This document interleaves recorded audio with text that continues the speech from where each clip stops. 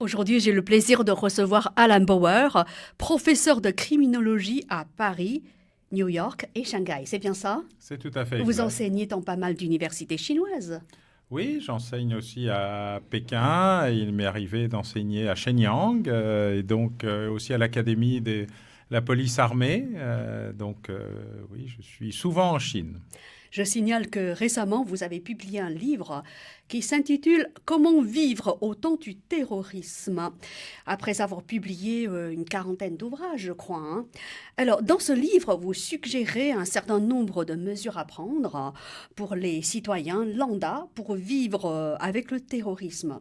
Certes, ces mesures sont importantes, bien sûr, mais c'est surtout, à mon avis, à l'État de prendre tous les dispositifs nécessaires pour protéger la vie de ses citoyens.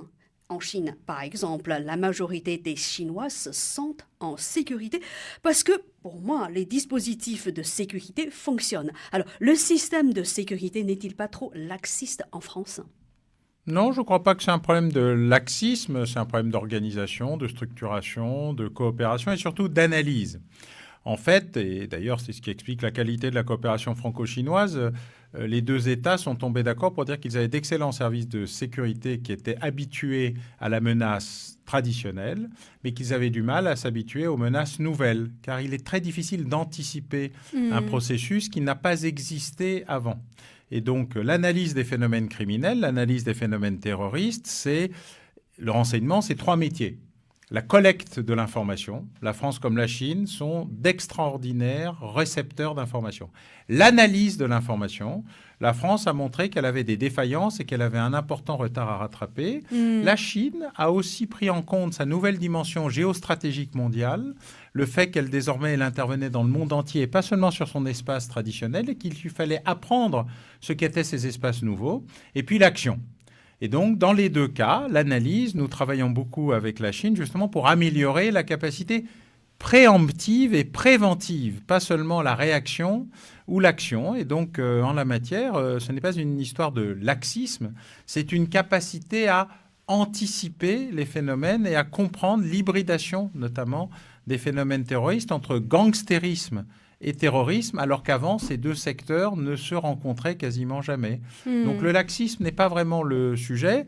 Par contre, la capacité analytique, le fait de faire fonctionner les cerveaux, le rapprochement entre l'université, les chercheurs, les experts et les policiers, les militaires et les services de renseignement est un sujet où les deux pays ont admis l'un et l'autre qu'ils avaient à travailler ensemble et chacun pour soi et chez soi. On sait que la Chine et la France multiplient les coopérations dans le domaine sécuritaire. Est-ce que vous pouvez nous en dire plus?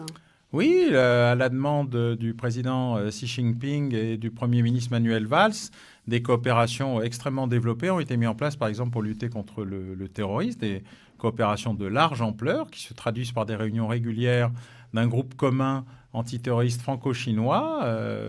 Plusieurs réunions ont lieu en Chine et prochainement, d'autres réunions vont avoir lieu en France. Donc il y a là un travail de coopération extrêmement actif et de la même manière que la France avait soutenu la candidature du ministre Meng à la tête d'Interpol. Ces coopérations sont aussi des coopérations diplomatiques et sécuritaires. Et évidemment, elles se posent autant dans le domaine purement chinois que dans la sphère d'influence française, notamment quand des intérêts chinois sont mis en cause par des attaques terroristes, des enlèvements, du racket. Il y a là des enjeux communs de coopération humanitaire d'abord et sécuritaire. On sait que vous êtes le meilleur spécialiste français en criminologie. Il y a quelques années, Monsieur Sarkozy vous consultait, vous étiez aussi consulté par Manuel Valls. Et aujourd'hui, je crois savoir que le gouvernement chinois fait appel à vous. Alors, quel rôle vous jouez dans la coopération franco-chinoise en matière de sécurité? Alors, d'abord, dans les coopérations, il y a les coopérations étatiques, ça nécessite des représentants des États, ce que je ne suis pas. il y a ensuite des coopérations académiques et d'expertise. Et donc, comme vous intervenez quand vous allez, surtout dans ce domaine-là. voilà, comme quand vous allez voir votre médecin ou quelqu'un d'autre, quelqu'un qui a une compétence, eh bien, vous en avez besoin pour vous éclairer dans la politique que vous allez ensuite mener.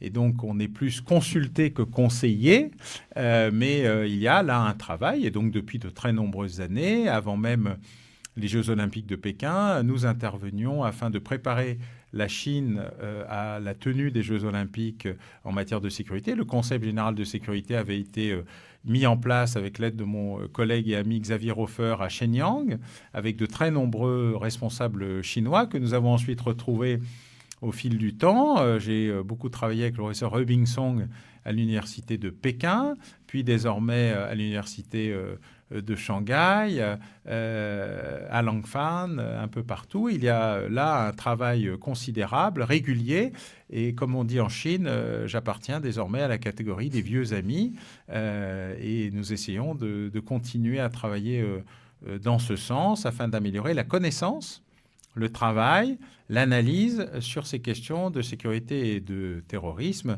avec l'état de droit en Chine et la vision particulière qui est celle de la France sur ces questions.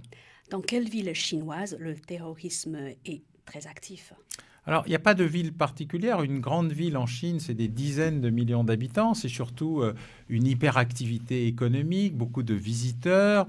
La question ouïghour est une question considérable en Chine. Donc, ce n'est pas une question de ville, c'est plutôt une question d'espace, c'est-à-dire toute la question du Xinjiang et la problématique qui existe sur d'autres univers. Il y a eu des attentats, hélas, en Chine, dans des gares, au centre de Pékin, etc., où il y a eu une réaction très forte du gouvernement chinois.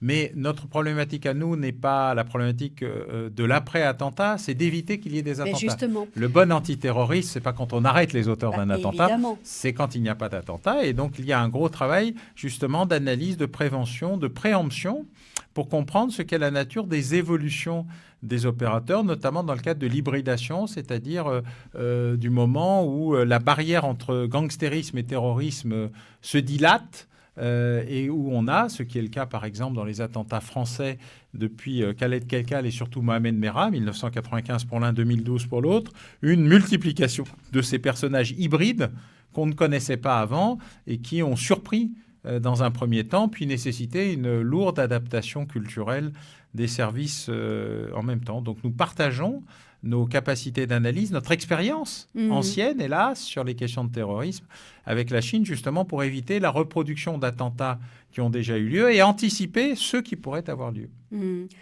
En matière de sécurité, dans quel domaine, dans quel segment précis la Chine est performante et dans quel domaine la Chine doit s'améliorer, à votre avis ? La Chine est très performante et même spectaculairement performante sur la partie technologique. La difficulté, c'est que le fétichisme technologique, nos amis américains ont montré qu'il pouvait se traduire par un désastre. C'est celui du 11 septembre, c'est celui des attentats de Londres, c'est celui des attentats de Madrid. C'est le moment où on demande à la machine de faire le travail du cerveau. En général, la machine, elle aide le cerveau, elle accélère la capacité de validation ou d'invalidation d'une intuition, mais elle ne le remplace pas. Et donc, c'est peut-être un problème politique. C'était peut-être un problème politique. Je ne crois pas, non. Il n'y a pas de débat sur les valeurs, c'est un débat d'organisation. C'est-à-dire mixer la capacité de connaissance du terrain et d'analyse de terrain et l'outil qui doit permettre d'accélérer les processus. Mais l'un ne remplace pas l'autre. On ne peut pas avoir que des cerveaux, on ne peut pas avoir que des machines. Il faut trouver le juste équilibre entre les deux. Et de ce point de vue-là, la Chine, je crois, est parfaitement au fait du besoin qu'elle a et des nécessités qu'elle a de recruter, de former de plus en plus de cerveaux. Elle a d'ailleurs une capacité académique exceptionnelle, de très bons étudiants. J'en ai quelques-uns, donc... Et je suis très satisfait de voir le niveau et la compétence des étudiants chinois, qui sont un peu épuisants parce que eux, ils posent énormément de questions. Plus que les étudiants français. Ah, largement, oui. Pourquoi? Oui. Ah, je ne sais pas. Ils sont peut-être plus en quête de connaissances, de précision, de détails. Le mode opératoire de la pensée culturelle chinoise est de ce point de vue-là plus exigeant. Et donc, on est beaucoup plus fatigué quand on sort de 3 heures à Shanghai ou à Pékin qu'à Paris. Mais j'imagine qu'en tant que professeur, celui qui donne des cours, vous devez être très satisfait parce que quand on donne des cours, on aimerait bien avoir des retours, non? Absolument. Mais je suis très satisfait, mais très fatigué. Très fatigué. Alors, vos élèves chinois, ils seront amenés à travailler dans quel domaine? Ah, ça, je ne peux pas vous le dire. Eux-mêmes ne me le disent pas et je ne leur demande pas. Mais la plupart d'entre eux... Ce serait bien de savoir ce qu'ils vont devenir. Oui, mais je pense qu'il y a une règle importante en Chine, c'est que quand les Chinois veulent vous dire quelque chose, ils vous le disent. Et s'ils ne vous le disent pas, vous ne devez pas leur demander.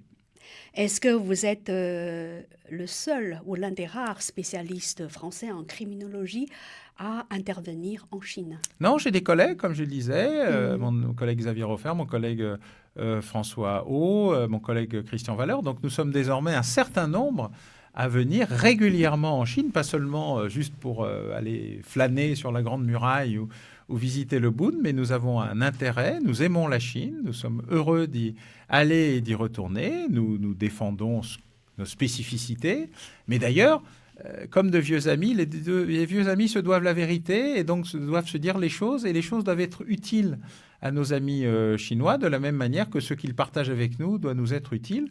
Et nous avons trouvé un très bon équilibre, une harmonie réelle dans la relation franco-chinoise sur cette question de l'antiterrorisme. Vous partez bientôt pour la Chine. À quelle date? Alors, je devais partir, mais il se trouve que mes amis chinois arrivent le jour où je devais partir, donc ça va être un peu décalé de quelques jours, mais probablement au mois de juin à la place du mois de mai. Ce sera pour effectuer une mission précise? Ce sera pour effectuer une mission précise. Peut-on en savoir plus? Eh bien non. Merci beaucoup. Merci.